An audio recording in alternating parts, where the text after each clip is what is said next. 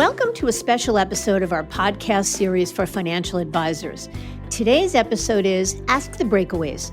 3 advisors answer your questions about making the leap.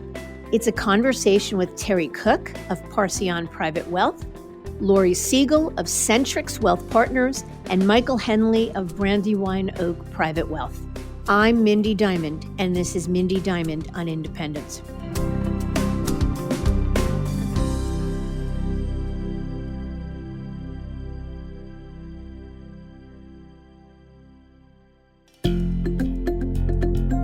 This podcast is available on our website, diamond-consultants.com, as well as Apple Podcasts and other major podcast platforms. Please note, this episode is also available as a video. Visit our website or the YouTube channel for a link to it. If you are not already a subscriber and want to be notified of new show releases, please subscribe right on your favorite podcast platform or on the episode page on our website. For Apple Podcast users, I'd be grateful if you'd give the show a review. Your input helps to make the series better and alerts other advisors like you who may find the content to be relevant. And while you're at it, if you know others who are considering change or simply looking to learn more about the industry landscape, please feel free to share this episode or the series widely.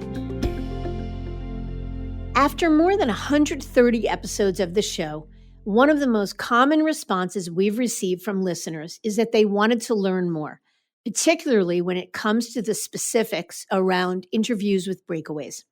That is, more about specific aspects of the advisor's journey, as well as what they gained or lost on the independent side.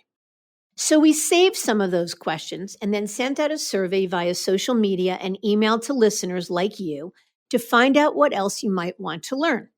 And today's episode is a compilation of that effort. Many thanks to all of those who participated in that survey. Since we promised complete anonymity, you won't hear your name announced, but you might recognize your question. After reviewing the submissions, we got our team together. We looked at some of our most popular breakaway episodes and narrowed it down to 3 individuals who represented unique stories, client types, and paths to independence. The result? A panel of 3 awesome advisors who graciously took the time to dig into the details of their journey. So in today's episode, we welcome UBS Breakaway Lori Siegel, founding partner of Centrix Wealth Partners, Merrill Breakaway Michael Henley, founder and CEO of Brandywine Oak Private Wealth, and UBS Breakaway Terry Cook, CEO of Parcion Private Wealth. Each opted for different paths to independence, with Lori joining the independent arm of Raymond James, Michael launching his own RIA with the assistance of Dynasty Financial Partners, and Terry choosing also to launch his own RIA, but taking more of a do-it-yourself route. Each started the journey at different asset levels, Lori at $300 million, Michael at $900 million, and Terry at about $1.3 billion, yet have experienced extraordinary growth in independence. Each also have different client niches. Lori working with high net worth clients, Michael primarily with corporate clients, and Terry with business owners and entrepreneurs. Each had different motivations behind their leap. And while each have different views of some of the nuances of business ownership, one thing they all agree upon: independence was the absolute right path for them. And in this special episode, recorded both as a video and audio-only format, they answer your questions with grace, authenticity, and candor. So a special thank you to our guests and to you, our listeners, for making this happen. And if you are not already a listener of our podcast series, please visit our website, Apple Podcasts, or your favorite podcast app. So let's get to it.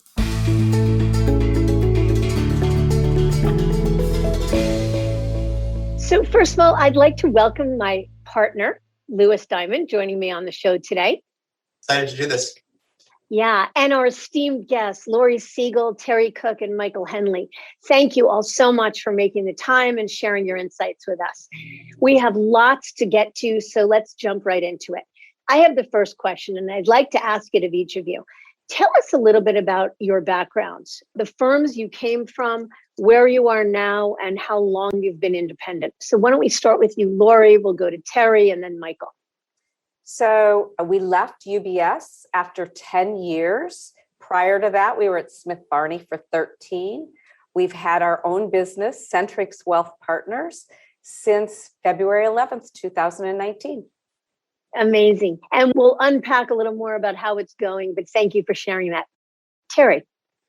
Yeah, so I've been doing this 28 years, the first 9 with Merrill Lynch, and then 16 or so, just over 16 with UBS. And then we launched Parcion Private Wealth October of 19, lifted out 12 individuals from the team.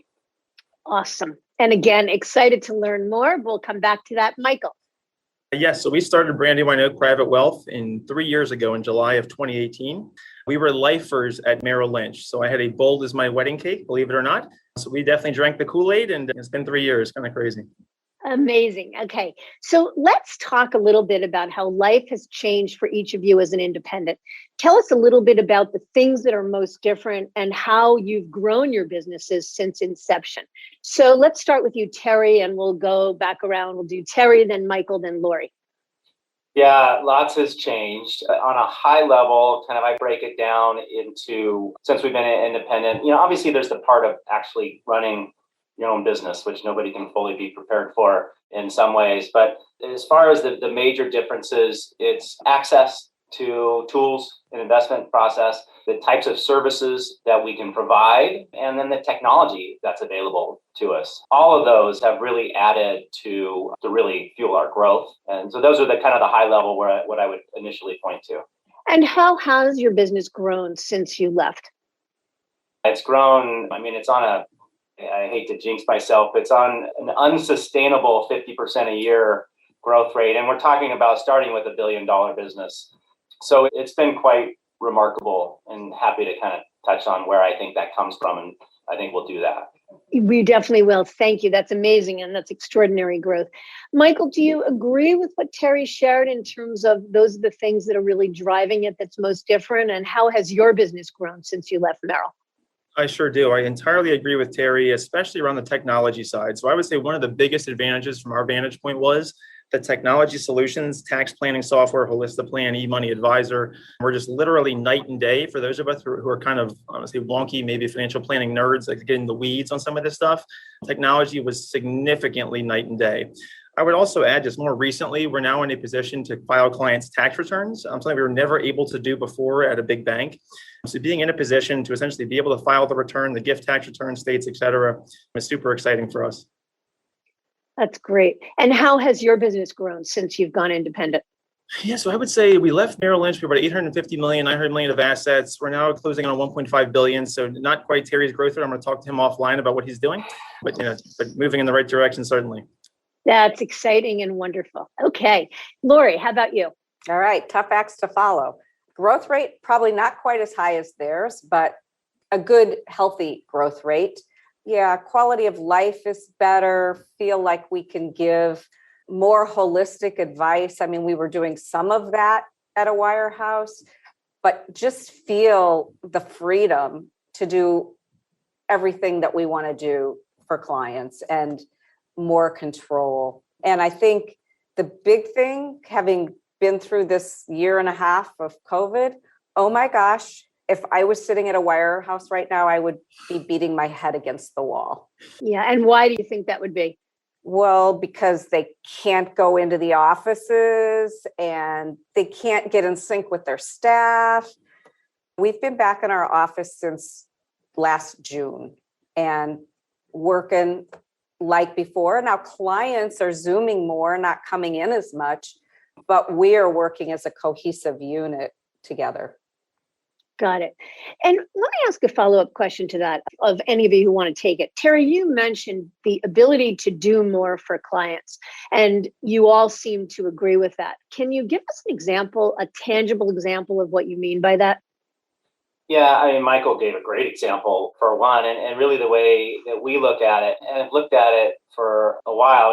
We run a virtual multifamily office model. So it's those family support lifestyle services that are really important and obviously the advanced planning as well. And I think you've heard this story, Mindy. When I was at my prior firm, really just trying to give a talk on table stakes like estate planning. We work with business owners planning up and through liquidity events. Just talking to them about estate planning on a presentation I was giving to a group of 200 business owners, I got it marked back saying, with red ink, saying not the advisor's role. This is core to what we do and what we deliver. And then you take that a step further and talk about family support services, and it blows the minds of most global national banks. But it's what, in an ever commoditized investment environment, it's what our clients are demanding. So the ability to really craft your services around the unique needs of the clients is freeing. I'm sure Lori and Michael agree with that part of it. Yeah, we're both shaking our head a lot. Yeah. Well, any specific examples from you, Lori? Yeah, again, my environment, I like to call it independent light because we do clear through Raymond James Financial Services. So our freedom isn't quite what Michael and Terry have. But yeah, the ability to go deeper, the ability to work with outside mortgage companies, the ability to help with 401k plans when the assets aren't here, just everything. It feels so much more open. And Michael, is there anything you wanted to add to that? I think I just read the same points that Terry and Lori made, but basically around shopping the street on behalf of their client for something like a lending need. We have a lot of clients right now buying second homes, refinancing, and being in a position to shop Wells Fargo against B of A, against Chase, against maybe a Rocket Mortgage or Quicken or what have you. You're at such a different vantage point, sitting with the client, if you will, as opposed to only having one option to choose from. And I'm a client of Michael's RIA, and I can attest to the fact that I think last week he sent out a notice about, he mentioned it, adding tax prep services, which is completely different from anything that you could imagine doing at a wirehouse. Very cool. I'll take the next question. Let's start on this one with Michael. Let's go back to your decision-making process about leaving Merrill just about 3 years ago. What would you consider to be the most important criteria used when comparing the tough choice of staying versus going, and especially moving to the independent channel? Yeah, I would say, Lewis, really what it comes down to is starting with your client's perspective, if you will. So if I'm a client of with this advisor or this team, does it really make sense for that advisor to be paid on credit cards and mortgages and lever up my balance sheet? There's a lot of embedded conflicts. So from the client's perspective, where can I really give the client the most objective, conflict-free advice? I think that leads you easily to the RIA space entirely. But I think for me, it was more of I was spending a significant amount of my time every year trying to evaluate and navigate the latest compensation plan and what kind of hoops I have to jump through or what I have to do to be paid the same or whatever it is. And it seemed like a lot of my time and energy is much better spent perhaps on the tax code and navigating tax law changes for families, and not so much the internal changes for a large commercial bank. Very good. And Lori, how would you answer that? Yeah, not just how are you paid, but just how are they making our lives more difficult in how we were going to deliver service to our clients. Again, I go back to the beating your head against the wall analogy. There were times when I was just so frustrated. So for us, it was really about how do we get away from that wirehouse bank owns us structure. My partner's in his late 30s. And he's got a long runway. And I didn't want to see him stuck in this environment for what could be 30 more years. We wanted a good reputation and we wanted control. So that's really what we were looking for. And we were going to something as much as we were going away from something. Yeah, well said. I love that line. How about you, Terry? Tough act to follow those two answers, but what would you say? That's great. And so I won't duplicate because they're spot on. Honestly, I think you have to be honest with yourself. There's some fantastic advisors at wirehouses, and there always will be. And that's the right place for a lot of them. I'm just being honest. You have to really want it. You have to really have that entrepreneurial drive. There's such massive choice out there. Not everybody wants that. Some people want it easy and say, yeah, you don't have as much choice, but just pick from these and it'll make you easy. And then you're in at 9 out of 3. And so, I mean, that's real. And it's a great lifestyle for some people. We wanted it. We thought we had something different. And that, I think that's the other point if you do it different, if you have a differentiated approach at all, you're way diluted at a wirehouse. Because I know somebody else that works at UBS, so I think I know what you do. Once you're independent, then you can brand around that difference and be known for that. But if you don't have a differentiated approach or value proposition, then maybe a wirehouse is the best place. Thank you. And Terry, the next question I'll turn to you. What was the most important piece of prep work you did prior to handing in the resignation letter? I hired some help. And there's lots of great resources out there and all shapes and sizes, whether it's kind of a partner firm, platform, whatever. But it's like we tell business owners who are planning for a liquidity event, surround yourself with people who have many reps at this same thing. Don't learn it on your own. It's too important. And you've got a day job, right, when you're planning all this. So we hired resources around us with schedules and Gantt charts and resources and vendors and all of this. And that's the amount of choices can be formidable in and of itself, but I think that's the most important kind of prep work we did. Perfect. And how about you, Lori? Yeah, so a few things. So first of all, an honest evaluation of your business. What are you doing and are they going to follow you? Have you already built the relationships and differentiated yourself and kind of put a moat around your business because your former colleagues are coming after you? So I think that's the first thing you really have to look at. And then, are you moving to something you're excited about? We talked to a lot of RJFS business owners. They gave us a lot of time. And so we felt like we knew not everything, but a lot of where we were going. And then spreadsheets, lots of prep work, all the vendors, and we don't have as many as you two did outside of RJFS, but there's a lot of work to be done. I mean, I don't think you can do this in less than a year, maybe more. Mm-hmm. Yeah, it's definitely, it's the biggest move you'll make in your career, and you're launching into your own business. So you don't want to do it haphazardly at all. Michael, same question for you with an additional wrinkle. I would love if you can share how you got up to speed about the independent space. I know you're a student of the industry, so what did you find to be the most effective and an efficient way to learn about what an RIA was and all the different possibilities that exist on this other side of the industry? Yeah, for me, Lewis, it was actually a couple different podcasts. One of them is certainly this podcast I thought was phenomenal. This actually got me turned on to the independent space in the first place. But I would add Michael Kitz's podcast as well, was phenomenal. The Financial Advisor Success podcast. And actually, I think the biggest maybe aha moment for me was doing my certified private wealth advisor designation out in Chicago. Michael Kitz is one of the instructors. I just remember talking to him after the fact, you seem like you're really passionate about this stuff. You love the industry. Have you thought about the RIA space? And I think him asking me that question, I just said, I don't know. I didn't really know. But I would say there's a couple of podcasts and kind of Michael Kitz specifically. But I would say specific to maybe things that I would do again. I went to an e-money conference and a T3 conference while I was still active at Merrill. I paid for it, obviously out of pocket, but I think that was a good way to really get thrown into, hey, here's what this all looks like. Here's the different tools, because the demos can often be somewhat anemic in terms of the data you're going to be able to see. But going to a financial planning type tech conference, you'll get kind of an influx of all the different, providers. Very good. And Lori, question for you. What kept you from moving sooner? Why didn't you move 5 years ago or 6 years ago? Well, so first of all, it took us a while to be unhappy. So we weren't moving just to move. And we were really at UBS about 7 or 8 years before we were sort of like, this is changing and it's changing rapidly. And we're not sure this is really supposed to be our home forever. So that was really the big thing, is we weren't previously looking like, oh my gosh, we want to go independent.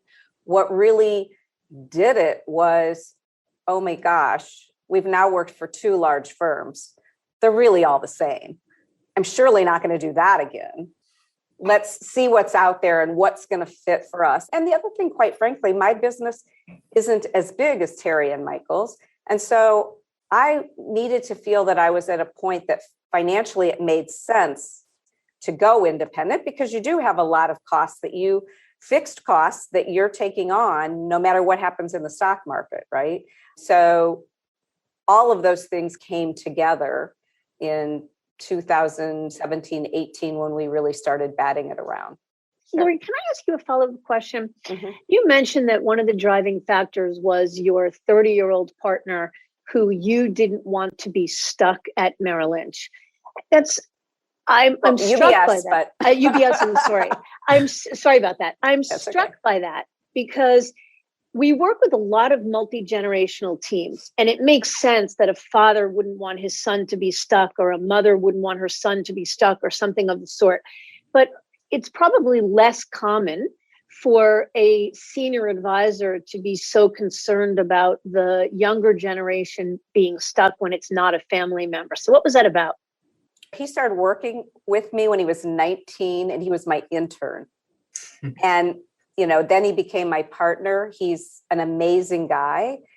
And I want him to have a great future. I think that what this business has to offer is unparalleled anywhere else. And I could just see the changes faster than he saw at the wirehouse.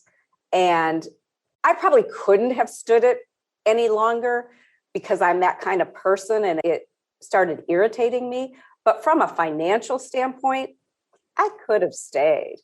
But I just felt for him that made more sense. And then ultimately, he got fed up enough. There were enough little things that started working on him that he was like, okay, yeah, I get it. Let's do it. Mm. Yeah, that's great. So the same question for Terry around what kept you from moving earlier? I guess I didn't run into you earlier, Lewis, and you could have helped me with this. But, part of it, well, two things. One is the narrative worked on me, the wirehouse narrative that clients are here because of the wirehouse and the services and the security and all that. So that played on me until really it became my clients demanding me do more for them and their families. And that's where I wanted to take and grow the business around, were those needs. And once a couple sizable clients said, Terry, you leave or we leave, or we're going to go find another relationship aside from the wirehouse that I was at, that really started the light going off. So obviously, like anybody who does this successfully, they're wishing they did it sooner, but really it happened at the right pace and when the clients were kind of demanding additional services. Yeah, happened when it was meant to. So Michael, I'm going to change gears to you a little bit, somewhat of a similar question. Was there a point in your career where you wouldn't have made the move to independence? And if so, when and what were the reasons to hold off at that time? No, it's a great question. So I would say that if I was giving advice to a newer advisor, a younger advisor especially, I think as you're building your practice the first 18 to 36 months, having that big brand name behind you can certainly be helpful, whether it's Merrill Lynch, Morgan Stanley, whatever it is. It's a recognizable kind of name brand on Wall Street that can resonate well with prospective clients, especially if you're younger in your career. Now, after that client base has been established, let's just say, 3 to 5 years in, especially if you're on a team, I think by all means, it's where the industry is going. I think it's the right decision for your clients. But I just think super early on, I have, let's just say individuals reach out to me and want to get into our profession. My advice is usually, hey, maybe think about if you need the brand behind you at first, great, but kind of begin with the end in mind and know that's not where you're going to spend your entire career. I'm going to be there for 3 to 5 years, get great training, and I'll go out on my own and do my own thing.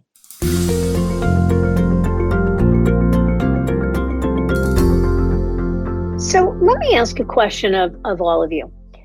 It's been a different amount of time since you've left your respective firms, but in hindsight, how about the transition process? Is there anything about it that you wish you would have done differently, or how did it go for you? Do you feel like you got the exact right amount of support to make the move?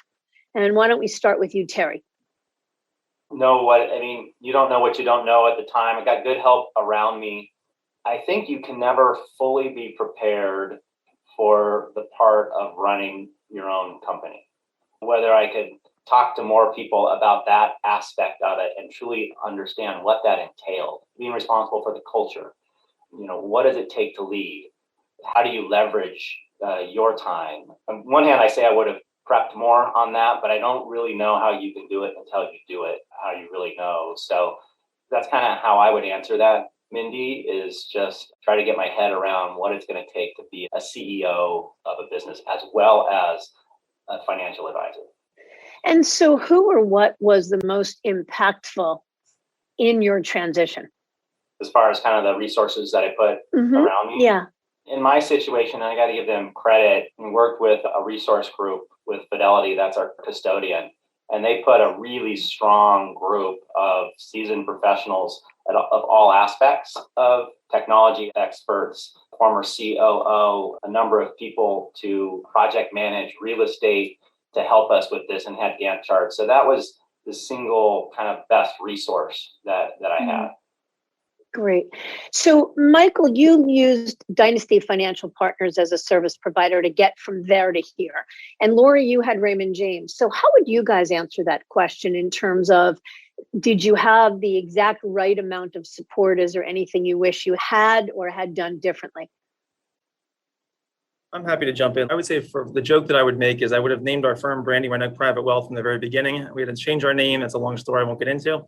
But no, by and large, I think exactly as Terry mentioned, I think it's impossible to be fully prepared. As a business owner, you're essentially kind of trying to play a chess match and a boxing match at the same exact time. So you're really trying to play the long game, but then on a day-to-day basis, it feels like a boxing match. All I can really compare it to is kind of starting off in the business, on the training program, if you will, that same excitement, that same passion, that same enthusiasm all comes right back, because you're basically, for what it's worth, reselling your clients, if you will, on a new model. But no, I think by and large, Dynasty was definitely helpful. Great. And Lori?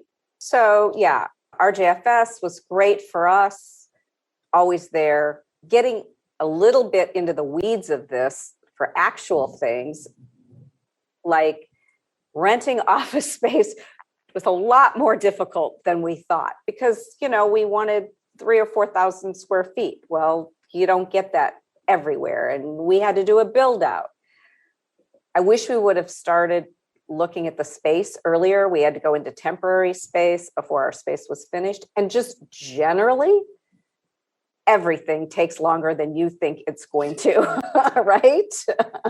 Yep. And then the other thing that I wasn't expecting is for our license to transfer, my partners transferred in an hour. Mine took 3 days. I couldn't talk to clients for 3 days. Yeah. So, hello, Texas. I'll take the next one. Let's start this one with Terry.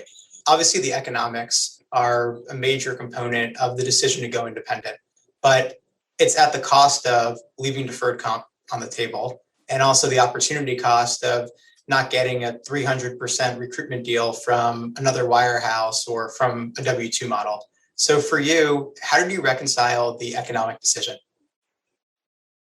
Yeah, especially, 26 years into the business when I made the decision. We get paid very well, right? And that's great. And for some people, that's be a tough hurdle to get over. I did the rough math, but I don't really even want to look back and do the math, because I didn't do it for that, honestly. I did it because I wanted to see where I could take this, where we could grow this to. And I'm going to be fine either way economically. I'm having a lot more fun now, some days better than others. But the other thing is the opportunity that we're all providing for our team, and a growing team on that. And that's pretty cool. You don't have that opportunity in a big global bank. You really can't say, hey, I want to craft opportunity. I want to move this person here. I want to call them this. I want to compensate them this way. So the ability to really develop and lift up kind of the next generation I underestimated the thrill of that in this role. So I don't know that I answered your question, but for me anyway, I wasn't necessarily focused on that. Yeah, it was more focused on what the future can bring and the vision for what you wanted to create. For you, that was an investment worth making. How about for you, Lori? I know part of the business model at Raymond James Financial Services is they do provide some upfront capital, not nearly as much as you can get from a W-2 firm, but same question for you. How did you reconcile the economics of all this? I would say the same thing. So you should never make this change for money. You should be making it for so many other reasons. That being said, if you do your job well, it will come out well for you economically as well as your clients. I did get a modest amount of money up front. I also never put any of my own money in deferred comp. So I wasn't leaving as much on the table as a lot of people. After Citigroup went to $1, that never really appealed to me. So it really was not a big financial issue for me. Perfect. So Michael, a little bit of different of a twist for you. I remember from working with you and your team back in 2016, 2017, that you had a partner who could have opted for CTP, which is Merrill's Sunset program. It would be equivalent to Alpha at UBS for Terry and Lori. How did that impact your team's decision to do this? That's a great question. So Steve basically was on the cusp of taking CTP. Thank God he didn't. But basically at the time I was like, oh yeah, I'm going to do $6 million in production. I'll be all top at Merrill Lynch. This is so cool. But I'm so thankful now looking back.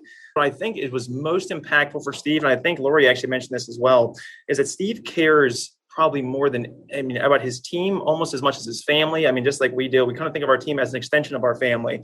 So when Steve realized that, hey, 6 of the 8 partners who are between 30 and 35 years old, we're just unhappy at Merrill. We're not happy the way that we used to be. Steve said, I just don't feel right, staying here, knowing you're not happy. If I leave the business in 5 years and, 15 years from now, you're just miserable, knowing how great this industry is or can be. And I think that was a big driver for him. And how did you either make him whole on what he could have gotten from CTP? And it's seemingly an easier decision for someone like you who has 30 years left in this business versus Steve, who probably could have just coasted a little bit, gotten a very fair payout from staying put. So how did you get over that with him?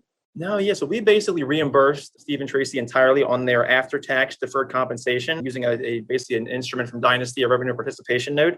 We basically kind of reimbursed them entirely. This way, that was my number one goal, is that, hey, Steve, you're going to make this career leap with me, 35 years at Merrill, Tracy, 30 years at Merrill. My number one goal is, does that negatively impact your retirement or your, economic situation? So that kind of just made the decision almost, a slam dunk. Let's go. Perfect. Yeah. And now, are Steve and Tracy still active in the business, or have they been bought out or in the process of being bought out? No, it's a great question. So Steve, into this year, is going to be selling his equity back to the firm. Tracy, probably 5 to 7 years. But no, it's incredibly flexible. So whereas at Merrill it was like a 4-year program, they had to come back on as a CA or something, or as an investment analyst. Here, basically, Steve is the chairman. He'll do a 10-year equity sale, basically. So I'll carry him into his, I want to say, age 80 roughly, where he's basically kind of part-time now, day and a half a week, loves every minute of being here, has a blast, loves his title, loves everything. And that was his choice. Probably some advisor listening saying, oh man, it's a 10-year payout, but that was his choice to get paid out over 10 years, right? Entirely his choice. And even at that point, he'll keep the same title after that. So really no change there whatsoever. Tracy's probably going to do a 5-year. So it just depends on the person, but really it's, you're absolutely right. You're in the driver's seat. It's not the firm telling you how you're going to retire, how you're going to work in the future, how many days you have to be in the office. I think this insanity is just all kind of out the window. Yeah. Perfect. So I want to shift to the clients for a minute, but you're talking and it raises a question. Lewis and I were actually talking offline in preparation for this about how a lot of wirehouse advisors are intrigued by the notion of independence. And especially when you begin to talk about the notion of building enterprise value and what a business, a good producing, well-run independent business could be worth, and sell it on the open market. And today we know the M&A market is hot as could be. There's an endless supply of buyers and people that want to invest in well-run businesses. But a lot of wirehouse advisors who are thinking about going independent ask this: okay, it's robust and rich now, and there's no shortage of possible acquirers, but how do I know that that's going to be the case 5 or 10 years from now when I'm ready to do it? Any of you want to take a stab at that, how you might answer that? Well, I'll start, and just in part, it goes back to my earlier comment about this is not right for everybody. You have an entrepreneurial risk-taking kind of approach to things, and that's one of the risks. You also have to have confidence or a plan on how you're going to continue to grow. I feel like growth's going to get rewarded, whether it's the same multiple as today or in the future. And usually, and I work almost exclusively with business owners who have grown businesses, usually that's very well rewarded. So that was just the risk that I was willing to take. You trusted it. And certainly not willing to, cash out just because the environment's hot right now. Right. I agree with exactly what Terry said, Mindy, and I would just add to that basically, even if the multiples do compress some from where they are now, if you compare the economics, the after-tax, long-term capital gain treatment to ordinary, it's still night and day. So my personal planning, for example, I'm going to use maybe a 50% multiple where we are now, but I still think when you run the numbers, you're still so much better off as an independent business owner than you are a W-2 employee. Got it. Okay, let's shift to the clients, and I'd love to hear from each of you. So were there any reservations on the part of your clients? Like, what did the pitch sound like? What was the client's response to your going independent? So why don't we start with you, Lori? Of course. Okay, so I actually went back and looked at my notes because you don't think I would remember all this 2.5 years later, right? So we said things like, we started looking over a year ago to work with a firm where we were not employees of a large bank. We found the perfect partners. Our whole team came with us. That was a big thing for clients. Everybody came with us. I said, we wanted to have control over the quality that we could deliver to you with an independent office, but we still wanted backing and outside custody of your assets. We talked a lot about financial segregation, all the things that we all have, no matter where you are, but clients don't know that, right? And so we talked about SIPC and FDIC and all those things. And then just what hasn't changed, and that's that we're going to continue to provide our advice to help you with a successful financial outcome. And any clients skeptical of that? We took, 95% of what we wanted, which I'm sure these gentlemen did as well. I would say the only thing is, and I think it's gotten worse now, I'm glad we left when we did, is that the people you used to work with, they're offering 30% discounts, 50% discounts, free fees for a year. So, you have to fight that. And, we came out of it, and financially, we were in great shape. It was shocking, frankly, how quickly we surpassed what we were making before. And I'm sure these two would say the same thing. But, you got to take the leap of faith. So how long was it until you were making equal to or greater than what you were making before? Oh, I don't know. I think it was 6 or 8 months, right? Because our assets we have a small number of households, 110 households. We had our whole team plus RJFS sent people to work with us to do the paperwork. So we left in February, and I think we had most of our assets transferred by June. That's great. Terry and Michael, how about your experience with the clients? I'll jump in. We work almost exclusively with business owners, yet 26 years into my career, I'd never been one. So that resonated with them. And they could all remember when they started their business and why they started their business, because they thought they had a better product or a better service that they could provide. So that was great, having that focused conversations. The flip side to that is business owners, they may love you, but they're still going to ask the hard questions, and they're still going to make a business decision. And that sharpened us. Some of the kind of the arrows that the firm that we left would throw at us would be around safety and security. What's this small firm? What's Parcion? And we're UBS, Bank of Switzerland. Well, then we would just talk to them about our custodian, and our custodian took no federal bailout money in the financial crisis and didn't have those types of risks. And you didn't have to read about your bank's credit rating going to the floor every recession.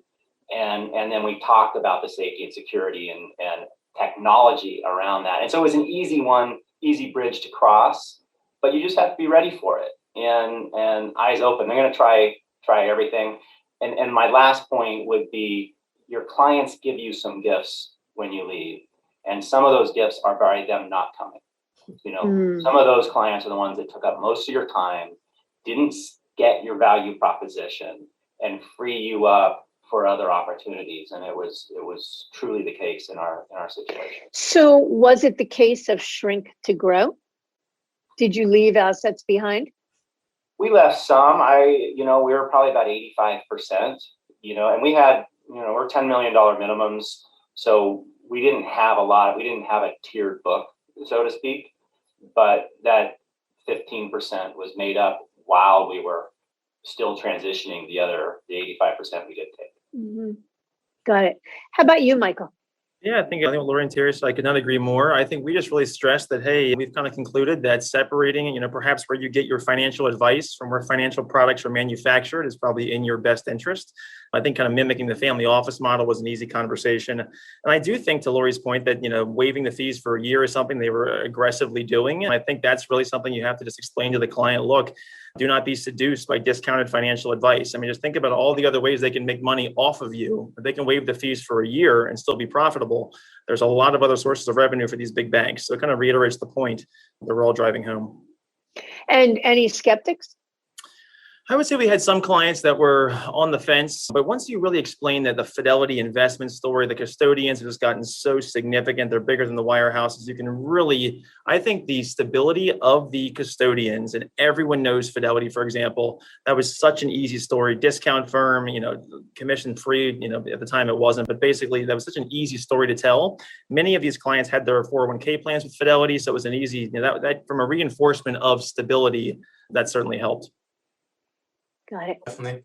I'm going to ask more of a kind of granular in the weeds question for whoever wants to take it. A lot of advisors, they lose sleep over many things preparing for a transition. All the decisions, what if so-and-so doesn't come? What if I get found out, et cetera? But one of the more basic fears is how do I actually physically tell my manager or my supervising financial professional that I'm leaving? So I'm curious, how did the conversation go? What did you say, and how did they react when you handed in your resignation notice? Whoever wants to take it. Jump in on that. I'm happy. Go ahead, Terry, all you.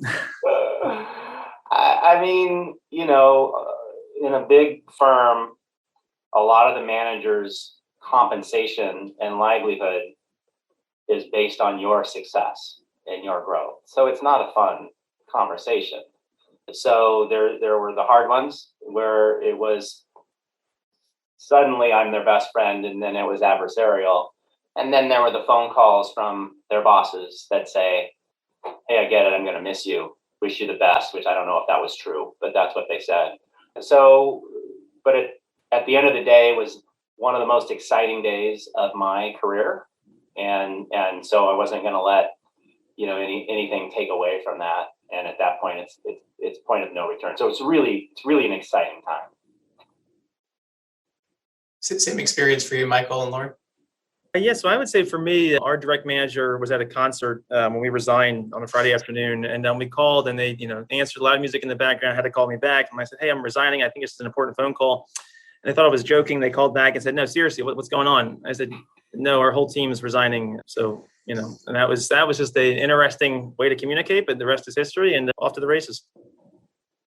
Yeah, our manager was out of the office, so we told the assistant manager, and of course she asked, what could we do to make you stay? Well, of course you're not going to stay after you've spent all that time figuring out why and what you want to do. So it's just, I think it's one of the least of the things you should worry about if you're considering doing this. Just be professional, be brief, and out the door. Yeah. Next topic area, I want to talk about platform. So Lori, you have the mic. Let's start with you. Can you talk a little bit about how access is different now as an independent from what you had at UBS in areas like access to managers, alternative investments, model portfolios, research, lending? You fill in the blanks for what's most impactful to your clients. So first of all, let me just say that my inbox does not contain those 5,000 emails a day from a gazillion different people in the firm sending me stuff they want me to know and they want me to do. So it has freed up a lot of time. So I would say that. From an investment standpoint, honestly, we do pretty plain vanilla investing for our clients. We don't really use alternative investments. So one platform versus the other didn't make a difference for us. Found the research to be great at both firms. And we have always utilized outside research anyway. We never just depended on our firms. So again, for us, that was like just a small part of what we were choosing for a business that uses a lot of alternatives and lots of all that stuff. Totally different answer for you. Yeah, but there wasn't any areas that you felt you couldn't do as well for clients in your new environment? No, nothing at all. Thank you. How about Michael or Terry? How would you answer?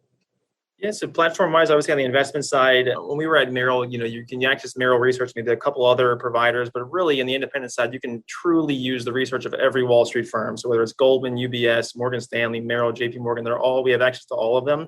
And they all have good analysts. So it's not to say that, there's only one or two great ones out there. Very often we'll latch onto a specific analyst that will jump ship from one firm to another. We'll kind of continue to follow him or her. So I would say that from that perspective, no absolutely total open architecture, and you can really be brand neutral when it comes to finding solutions for your clients. Yeah, clients don't know how much better it is, and I'm sure the wirehouses want it that way.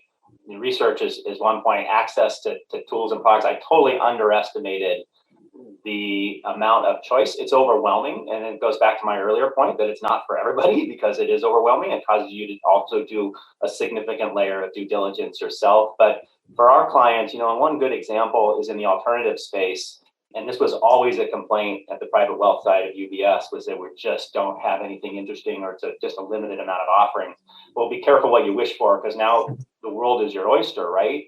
But particular in the Seattle area where I live and where we operate with most of our clients, it's arguably one of the most talent-rich environment for entrepreneurs and innovators and venture capital. But yet I was never able to access that for my clients who are all entrepreneurs and want to support other entrepreneurs. So these are small funds, they're very targeted and arguable anybody with, tens of millions of dollars in net worth should have a corner of their portfolio in this. And so now we're able to access and work with some of the leading venture capital funds in the Seattle area and give our clients access. It's just one example of really what we're able to do now and add value to our clients. Does the fact that now in the RIA model, it's an unbundled solution where you don't have everything under one roof, is that more challenging for you and your team or for your clients, or is it overall a net plus? Operationally, it's more challenging, but all of this is more challenging operationally. It's the clients are the winners of it. And, I always tell the team, there's a lot of challenges and it's why our ability to solve for those and move the ball down the field is why we are successful as we are. If this was easy, then none of us would get paid what we get paid and we wouldn't be growing like we are. Yeah, well said. But if I can ask a question, Terry, you decided to do it yourself. In other words, partnering with your custodian, Fidelity, you went out and pulled together all of the vendors that you need so that when you want to find a bespoke alternative solution, you're on your own to vet it and source it. Michael, for example, you rely on Dynasty. I imagine for you, or I shouldn't imagine, is it less like drinking from a fire hose? Is Dynasty helpful in helping you to source those solutions? I would say yes. I think it really comes back maybe to how you're really running your investment process. But I would say they are certainly giving us research reports on specific companies we've asked for. So, for example, we work a lot with DuPont executives. So that's something where, they'll kind of send us weekly reports on all the different firms as they change their opinion on DuPont. But I agree with Terry, though. I think it's drinking from a fire hose in a good way. It's just being able to navigate and not getting kind of paralysis by analysis and obsessing over, I need to read everything. I'm just kind of sticking with, what is effective and kind of sticking with the basics. I think it's easy for us to overcomplicate things in this business and really get in the weeds. I'm just a big believer in kind of just stick to the basics. That's really what works the most. But I just want to stress one thing I think Terry alluded to twice now. I think it's so important and powerful is the awareness for clients around the RIA model. And I think that the average client of a wirehouse has no idea how conflicted that model is. And the truth of the matter is that their loyalty is to their shareholders. The loyalty is not to the clients. It may be to some extent, but the loyalty is really to the shareholders. So I wish there was more. I hope there will be in the future more awareness from the client perspective on, hey, separating custody of assets, advice, and where products are manufactured. I think that's, certainly a move in the right direction for the whole industry. Perfect.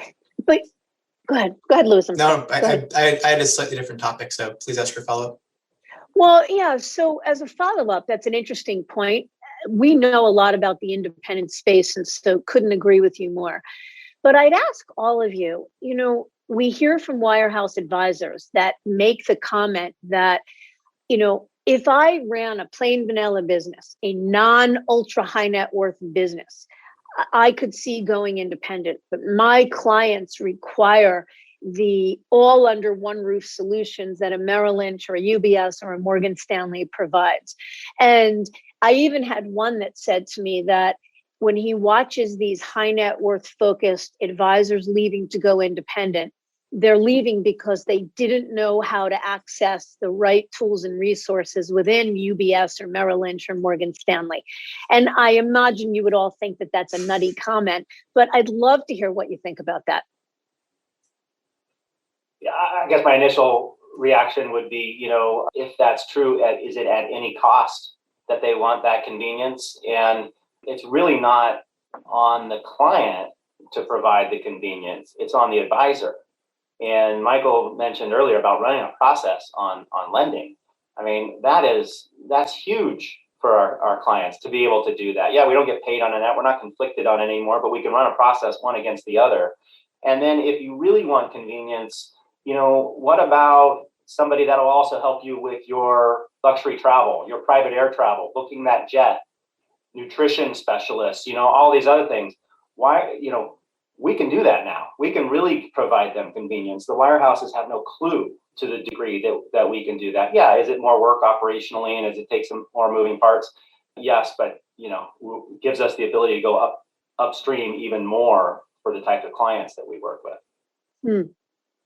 I would just add to what Terry's comments that basically that is completely in the advisor's head. That is not reality. And I will say, having drank the Kool-Aid for years at Merrill, it was in my head. I told myself, hey, a $5,000 child's Roth IRA should have 15 different index funds, not just the Vanguard Total Market Index, because banks convince you this is the right way to do business. And when it comes down to it, it was really just in my head. And when I realized, wait a second, one of the biggest expenses that wealthy families will ever have is taxes. And we're not allowed to ask for a tax return and do forward tax projections. That's just completely insane. Similar to Terry's story before, where they read, this is not your job. I remember doing a significant charitable strategy with a large client in 2016, I want to say. And it was a couple $1 million of tax savings in that year. And the compliance office went crazy saying, hey, the branch office manager, this is not your job. It's the CPA's job. You're not a tax attorney. And we're kind of in a position to kind of pull all these pieces together for a family. And you're just very, very limited if you're not able to really give them proactive tax advice, et cetera. Thank you. Great answer. So a question that all of these questions came from interested advisors, by the way. We didn't make any of these. I think the most popular question we got was about compliance. That was definitely the first question that we got. So first for Michael and Terry, because you each run your own SEC registered RIAs, meaning both of you have your own chief compliance officer native to your firm. So I'm wondering, how big of a deal is compliance in this segment of the world? How much time does it take? And do you regret at all having full control, but also the risk and the responsibility of the compliance hat within your firms? I'll jump in. Yeah, it's different in so many ways. Obviously, it goes from an adversarial relationship where one compliance officer or the process is meant to control 10,000 advisors, lowest common denominator approach, right? To a collaborative approach of how do we protect the firm, protect our clients, and grow the business. And obviously, when you're a business owner, you take an entirely different viewpoint of that collaboration and the importance of that. So it's hugely important, but it's very much more aligned now as opposed to adversarial. Great answer. And is it like advisors worry about it taking up so much time because they see how involved compliance is at their firm? Is it a full-time job? Does it like bog you guys down? Well, just real quick, we have we hire an outsourced firm for compliance, and then we have a compliance officer who's also our chief operating officer.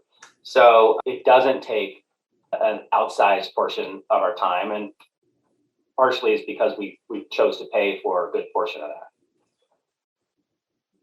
The way that I would answer that, Lewis, is actually around hiring a great compliance partner. I think it's exactly as Terry mentioned, we use Foresight. They're terrific. So that's something where you can really lean on them for any compliance questions you have. But I think it's worth mentioning that just the fiduciary standard versus the suitability standard, you're in more of a position of loyalty with clients. So I think it's something where we went through an SEC audit, I want to say 6 or 8 months into starting our firm. We expected this is going to be just so we're going to be just, slaughtered here. And really, it was very informative. We got a couple things, feedback, just document this or have this. But I mean, really, it was super helpful being that early on in terms of what they're looking for and being able to do, kind of have a Q&A session with them, with the auditors around, what we should be keeping in mind. Thank you for that. And Lori, with Raymond James, it's a little bit of a different scenario where there needs to be a Series 9 and 10 to supervise compliance, but a lot of the compliance also comes from the broker dealer. What's been your experience with that? Yeah, it's still, I would say, they want to get to yes more than they want to get to no, which is what we experienced before. But it is still a conservative firm that is still looking at a lot of people. So it isn't the same as what these two are going through. I think there are other benefits, and I think we're going to talk about this a little bit, that there are many ways to go independent, and there are many ways to be happy. And really, perhaps why you chose the three of us is that we've all three done it a little bit differently, and yet we're all exceedingly happy that we made the choices that we did. So I think that can be reflected in our business models as well. Definitely. Yeah, that's a very natural segue to the next question I had. So you're right.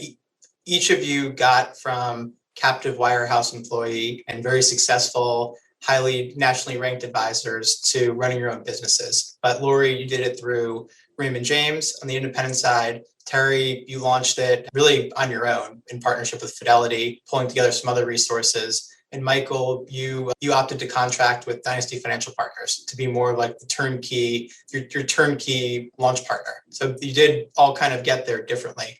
I'm wondering for each of you, now that you're independent, are there gaps that you've had to plug within your firm, whether from a staffing standpoint or any sort of activities that you really just took for granted from your respective firms that now either your resource partners do, or maybe it's something good for an advisor to know, like what was missing? What did we have to kind of backfill now that we're also business owners on top of advisors?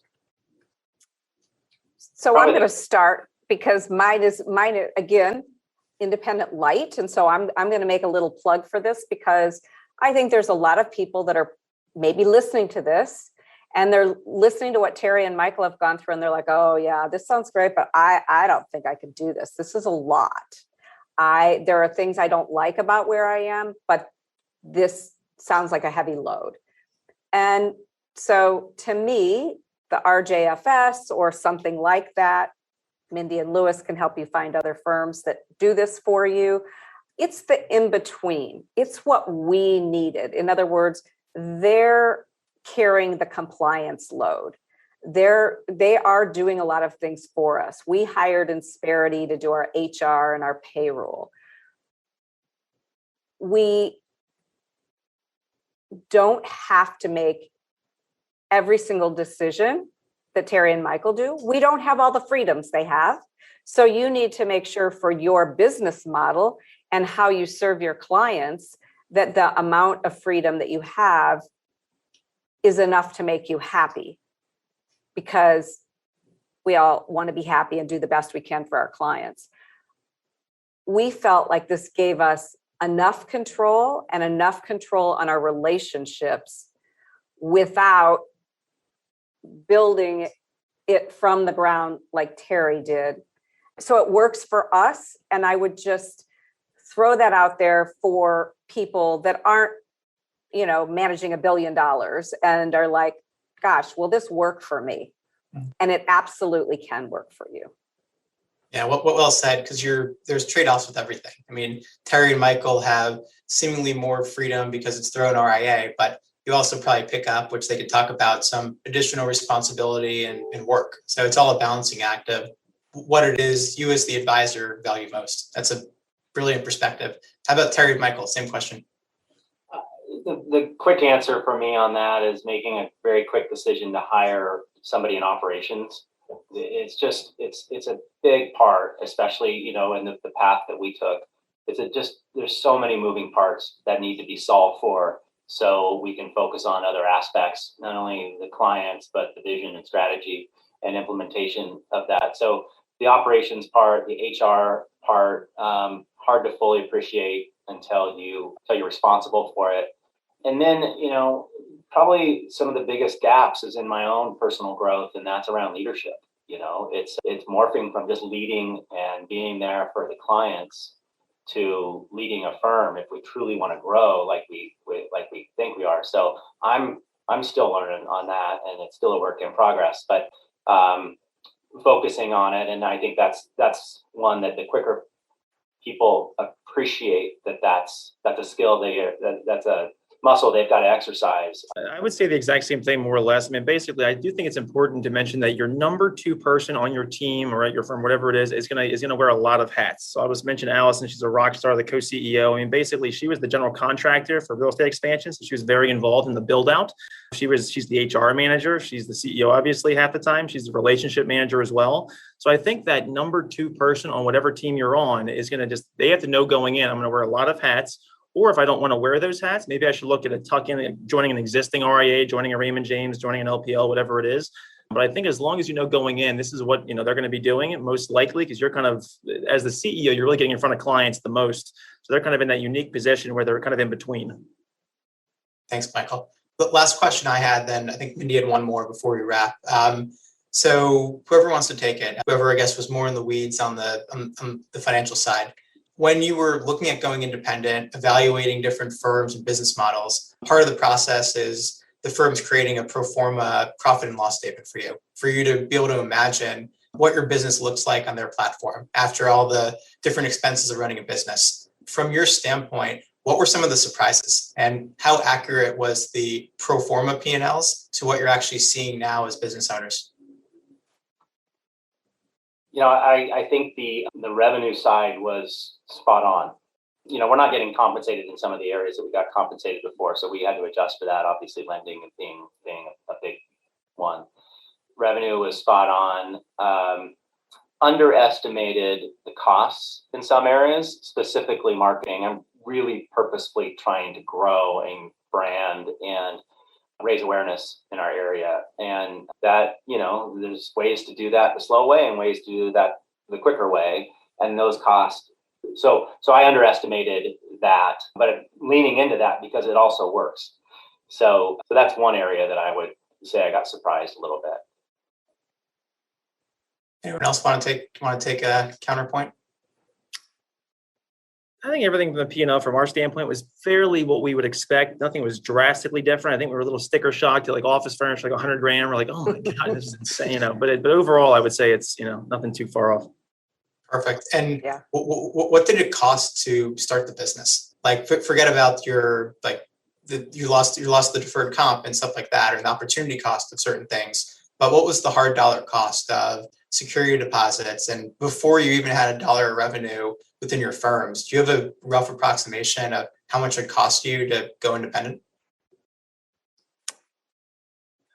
A couple $100,000, maybe. I mean, I think it really wasn't that, at least from our standpoint, it wasn't that bad. Dynasty helped out there some, but I mean, quite frankly, it was not nearly, I think, if you compare it to any other startup business in the world, I think we are in a very, very fortunate position where our industry does not require a significant amount of upfront capital to start the business. Right. Yeah, it's the build out, right? It's the furniture, it's the build out, it's all of that stuff that's really costs the money. Now you're paying your help. We didn't add anybody. We came with the same number of people and we're just adding people now. So marketing maybe, but it's not, if you're big enough to go independent, again, that's not like a significant reason not to do this. And you have very nice furniture behind you, so I think it was money well spent. So I did not pay for furniture. No mahogany desks here, but we had expensive real estate market in Seattle area, and so we were probably into it about 500. But quickly, Fidelity supported us as we transitioned the business and recouped that pretty quickly. But how many people do you have on your team? We had 12 at the time. We have 23 now.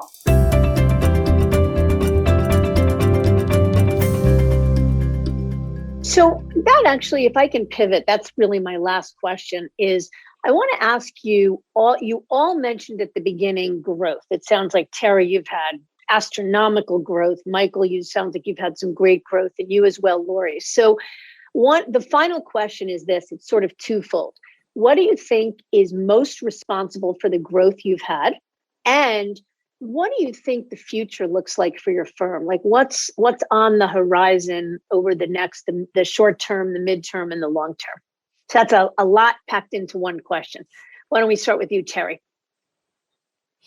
From a growth standpoint, I think it's just that differentiated approach and having a niche. We're very disciplined around business owners with 10 million in investable or 25 million net worth, planning for and up through a liquidity event, and very focused on the planning aspect of it.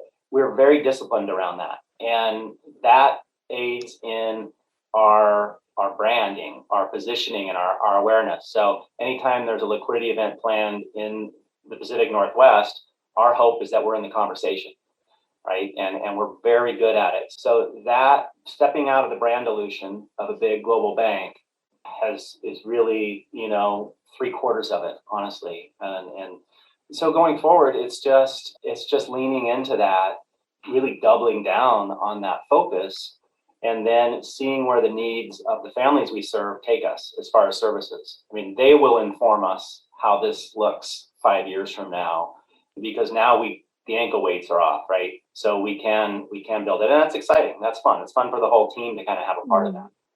Sounds great, Michael.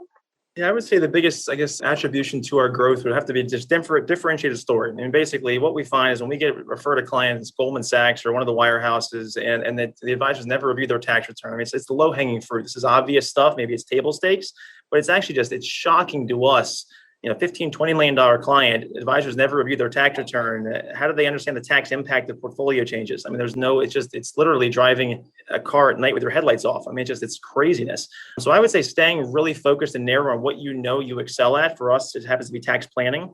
And I would say for the future, relative to that question, Mindy, really this tax initiative, at the end of the day, we're in the business of getting things done for our clients, right? So if we can kind of file their taxes, handle that entirely, we're no longer the client's not the middleman anymore between us and their tax advisor. So very often we'll do a tax strategy and they're in the middle trying to explain what happened. And, it's kind of confusing for them. They'd much rather say, hey, have it all taken care of, pull the CPA across the hall into the meeting to answer any tax questions. So it's exciting stuff. Great. You think M&A will be part of your next chapter, Michael? I sure do. So we added an advisor from Wells Fargo, I want to say back in April. So Lisa joined 300 or 400 million of assets, about 60 families. And I will say it's been a home run. I mean, it's been a lot of work, of course, like any M&A transaction, but I think it's a huge win for her clients, a huge win for the firm. So I think that'll certainly be for kind of planning focus, like-minded advisors. And we're certainly going to entertain, some M&A in the future. Terry, I forgot to ask you that question. Any M&A on your horizon? No, is the short answer. Not that we're not open to it. We're getting some really good organic growth. The biggest reason to look at M&A is really to acquire talent. That's our biggest challenge, as it is with a lot of firms. The problem with M&A for us is there's not a lot of practices that look like ours. $10 million minimums, focused exclusively around the business owners. I'm sure they're out there, so we would be open to that. I think we're building a good platform, but for right now, we're just looking at organic growth. Yeah. Thank you. Okay, Lori, how about you? To what do you attribute your growth and what does the future look like? I mean, like these two, I think knowing your clients, taking care of your clients, going the extra mile, doing stuff that we don't get paid for, right? They know we care about them. We're on top of it all, tax returns, right? Knowing what's going on in their life and in their personal life. I think staying on top of all of that, not being concerned about what you're earning, but being concerned about your clients, that bleeds through. And your clients feel it, your prospective clients feel it. And I think we're all only limited by ourselves. Anything is possible where we are. Do you think M&A will be part of your future? I don't know. I'm not looking for it, but you never say never. Right. And sometimes the best opportunities come along when you're not looking for it. So all of you, I can't thank you enough. We've been at it for about an hour and we've taken up enough of your time, but we are so incredibly grateful for your time, your wisdom, and your generosity to share your perspectives with us and with our audience, and look forward to continuing the conversation another time. So to you, Lori, Terry, Michael, and of course, my partner, Lewis, thank you from the bottom of my heart. Thank you. Thank you.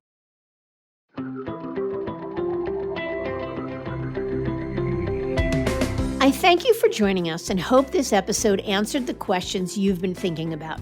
If there's anything we missed, please feel free to reach out. You can learn more about each of these guests and find a link to their initial appearance on the series by visiting the episode page on our website. A special shout out once again to the panelists. We're grateful for their time and expertise. I encourage you to visit our website, diamond-consultants.com, and click on the Tools and Resources link for valuable content. You'll also find a link to subscribe for regular updates to the series. And if you're not a recipient of our weekly email, Perspectives for Advisors, click on the articles link to browse recent topics. These written pieces are an ideal way to stay informed about what's going on in the wealth management space without expending the energy that full-on exploration requires. You can always feel free to email or call me if you have specific questions. I can be reached at 973-476-8578 or by email at mdiamond@diamond-consultants.com. Please note that all requests are handled with complete discretion and confidentiality. And keep in mind that our services are available without cost to the advisor, and you can visit our website for more information. And again, if you enjoyed this episode, feel free to share it with a colleague who might benefit from its content. And if you're listening on the Apple Podcasts app, I'd be grateful if you gave the show a star rating and a review. It will let others know it's a show worth their time to listen to. This is Mindy Diamond on Independence.